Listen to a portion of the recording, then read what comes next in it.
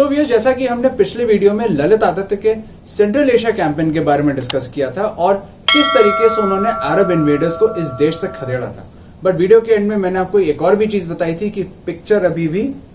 बाकी है मेरे दोस्तों, क्योंकि ललित आदित्य का पार्ट 3 आज ये वीडियो है और ये उनका लास्ट एंड फाइनल पार्ट है, जिसमें हम उनके बारे में कुछ और चीजें डिस्कस करेंगे और फाइनली हम ललित आदित्य का टॉपिक इस वीडियो में कंक्लूड करेंगे।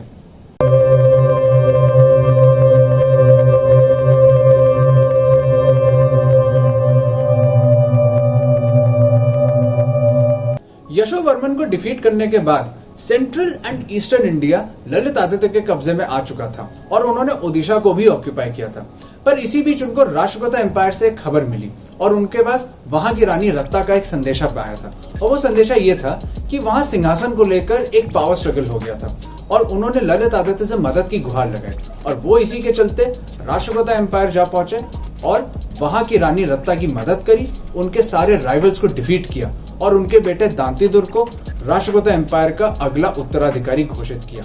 वेस्टर्न टेरिटरीज जो ललित आदित्य के कब्जे में ऑलरेडी थे, इन स्टेट्स पर से उनकी पकड़ ना छूटे, इसलिए उन्होंने वहां के गुज्जर ट्राइब्स को हिंदू पॉलिटिकल सिस्टम के तहत अच्छी तरीके से अब्सॉर्ब किया, उनको क्षत्रिय नाम के टाइटल से सम्मानित किया और इन टेरिटरीज का उनको गवर्नर बना दिया ताकि इन स्टेट्स पर से पकड़ उनकी ना छूट पाए, क्योंकि यही वो एरियाज थे जहां से फॉरेन इन्वेडर्स अक्सर भारत में घुसकर इन्वेजन्स किया करते थे।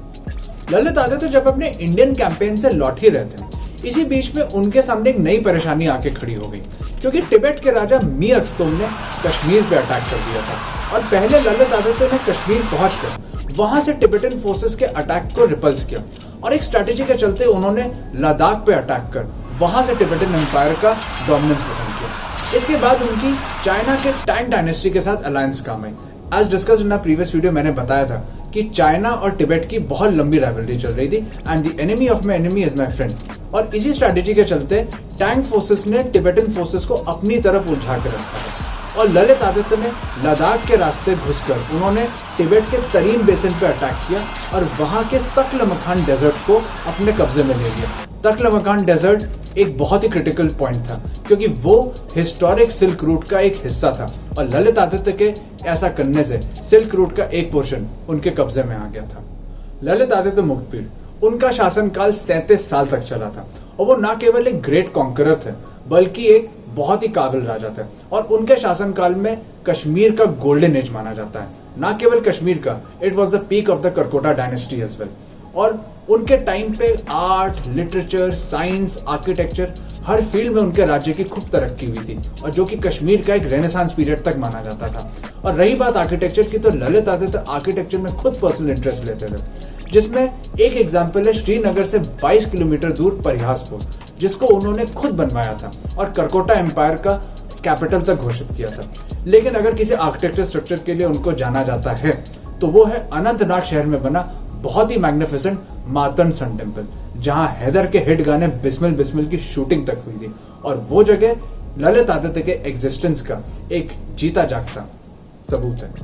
ऐसा कभी क्लियरली पता चल नहीं पाया कि आखिर ललित आदित्य की डेथ हुई कैसे थी। यहाँ तक कि कलहन की राज तरंगिनी में तक क्लियरली नहीं मेंशन है कि आखिर उनकी डेथ कैसे हुई थी। राज तरंगिनी जो कि ललित आदित्य के एग्जिस्टेंस का एक one and only documented source है, लेकिन हिस्टोरियंस इसको लेके कई सारी थ्योरीज देते हैं, जिसमें से 2 थ्योरीज कही जाती है। एक थ्योरी तो हिस्टोरियंस ये कहते हैं कि ललित आदित्य ने आत्मदाह कर लिया था, सेल्फ इम्यूलेशन, जो कि मेरे अकॉर्डिंग उनके जैसे राजा, उनके जैसे योद्धा के लिए करना इम्पॉसिबल सी चीज है। तो दूसरी थ्योरी हिस्टोरियंस ये देते हैं कि वो अरण्यक नाम की किसी जगह पर युद्ध अभियान पे गए हुए थे और वहां पर ड्यू टू हेवी स्नोफॉल वो अपनी सेना से बिछड़ गए थे और उसी स्नोफॉल में कहीं उनकी डेथ हो गई थी।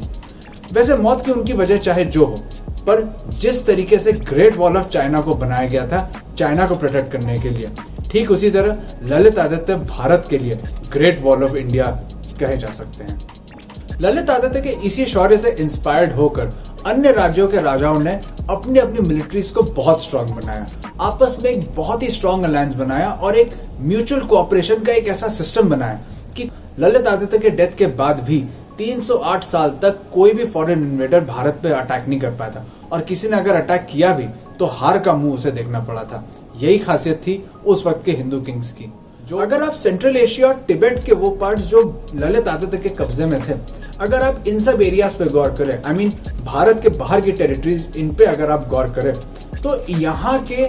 रिलीजियस वैल्यूज, यहाँ का कल्चर आज भी इंटैक्ट है। और वो क्यों है, इसके पीछे कारण है, और वो कारण है हमारे हिंदू किंग्स का प्रॉपर कोड ऑफ कंडक्ट। चाहे दुश्मनी हो चाहे जंग हो, एक proper code of conduct Hindu Kings follow किया करते थे। क्योंकि अगर किसी टेरिटरी पे हिंदू किंग्स ने कब्जा किया है, चाहे वो बाहर की भी टेरिटरी क्यों ना हो, चाहे वो एकदम ऑपोजिट कल्चर ही क्यों ना हो, चाहे कैसा भी कल्चर हो, कैसे भी रिलीजियस मेजोरिटी हो, चाहे जो हो, अगर उस टेरिटरी पे हमारे हिंदू किंग्स ने ऑक्यूपाई किया है तो वो वहां के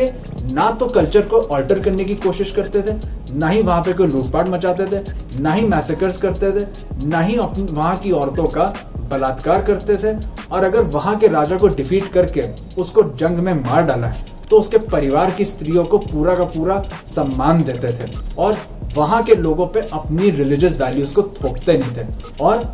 जजिया जैसा घटिया कानून नहीं लागू करते थे। और हमारे हिंदू किंग्स की यही स्पेशलिटीज थी जो उनको अलग बनाती थी। यही कारण था कि हमारे लेफ्ट हिस्टोरियंस ने अपने हिस्ट्री बुक्स में हमेशा उन पार्ट्स को कवर किया जहां पर हमारे Hindu kings in foreign invaders से हारे थे, लेकिन कहीं भी उन्होंने वो पार्ट्स नहीं मेंशन किए जहां पर इन्हीं हिंदू किंग्स ने इन्हीं फॉरेन इन्वेडर्स को बुरी तरीके से हराया था। फॉर एग्जाम्पल, गुजरात की सोलंकी डायनेस्टी की नाइकी देवी थी जिन्होंने मोहम्मद घोरी को मेवाड़ की जंग में इतनी बुरी तरीके से हराया था कि मोहम्मद घोरी को जंग छोड़ के भागना पड़ गया था और उसने भारत पे कहीं भी कब्जा किया हो, कभी भी उसने गुजरात पे हमला करने की या कब्जा करने की कोशिश नहीं करी। और इन्हीं लेफ्ट हिस्टोरियंस ने अपना सारा का सारा फोकस दिल्ली सल्तनते और मुगल डायनेस्टी पे फोकस करके इनकी खराब इमेज को सेक्युलरिज्म और टॉलरेंस जैसे शब्दों से व्हाइट वॉशिंग करने की कोशिश करी। लेकिन जैसा कि मैंने फर्स्ट पार्ट में कहा था कि ललित आदित्य सूर्यदेव को पूजते थे और सूर्य के बारे में तो कहा जाता ही है,